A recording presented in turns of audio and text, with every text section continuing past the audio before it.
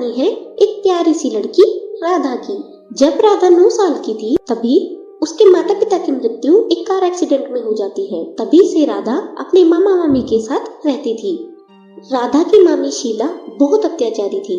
ए महारानी, कहाँ मर गई? कितनी देर हो गई तुझे? अब तक तुझसे खाना नहीं बना? इतनी देर लगती है क्या भला खाना बनाने में? हाँ मामी, अभी लेकर आई। तभी राधा खाना लेकर जा रही होती है, तभी वो अचानक एक टेबल से टकरा जाती है और खाने की प्लेट नीचे गिर जाती है। ये देखकर शीला बहुत गुस्सा हो जाती है और कहती है, ए करमजली, एक काम ठीक से नहीं होता तुझसे। तेरे माँ बाप खुद तो मर गए और मेरी छाती पर मूंग तले तुझे छोड़ गए।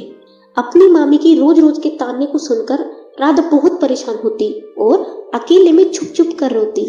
मम्मा पापा मुझे छोड़कर क्यों चले गए?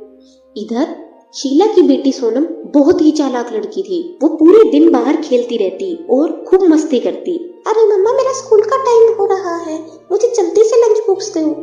तभी राधा लंच बॉक्स लेकर आती है और कहती है, दीदी मैं भी स्कूल में पढ़ना चाहती हूँ, आप मुझे अपने साथ स्कूल ले चलो ना, मुझे तो पढ़ाई लिखाई का बहुत शौक है।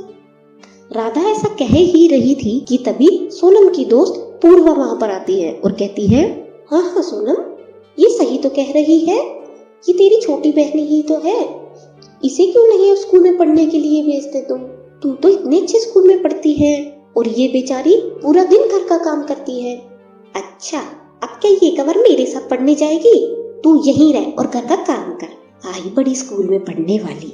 सोनम बहुत अच्छे स्कूल में पढ़ती थी, लेकिन इतने अच्छे स्कूल में पढ़ने के बावजूद भी उसका पढ़ाई लिखाई में बिल्कुल मन नहीं लगता था। वो पूरा दिन खेलती रहती थी और अपने दोस्तों से बातें करती रहती थी। सोनम अपना होमवर्क भी राधा से ही कराती थी।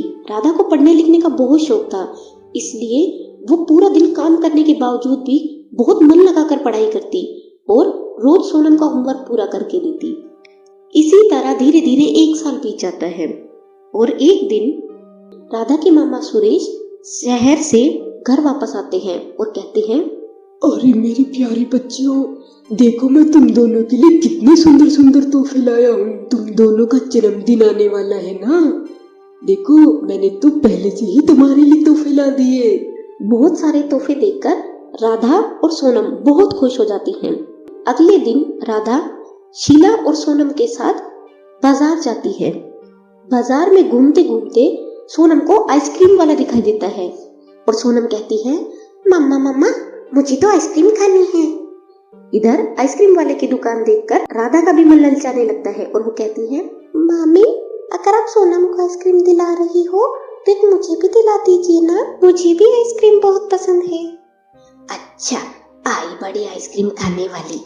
देख, जितने मैं सोनम को आइसक्रीम खिला के लाती हूँ इतने तू बाजार का सारा काम पूरा कर ले और बाजार से सारा सामान लेकर सीधा घर आ जाना।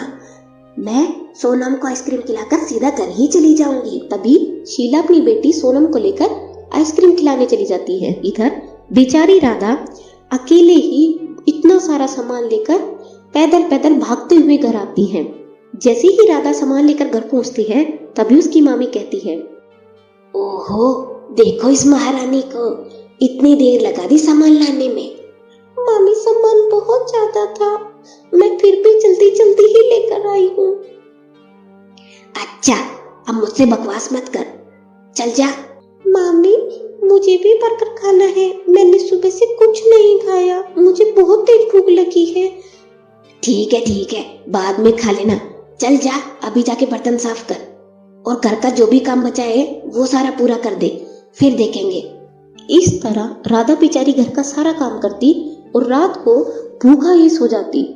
मम्मा पापा अब मुझे छोड़कर क्यों चले गए? मैंने सुबह से कुछ नहीं खाया है।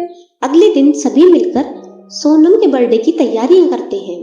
तो दोस्तों, अगले एपिसोड में हम देखेंगे कि क्या राधा अपना बर्थडे सेलिब्रेट कर पाती है या नहीं। अगला एपिसोड देखने के लिए हमारे चैनल को सब्सक्राइब कर लें।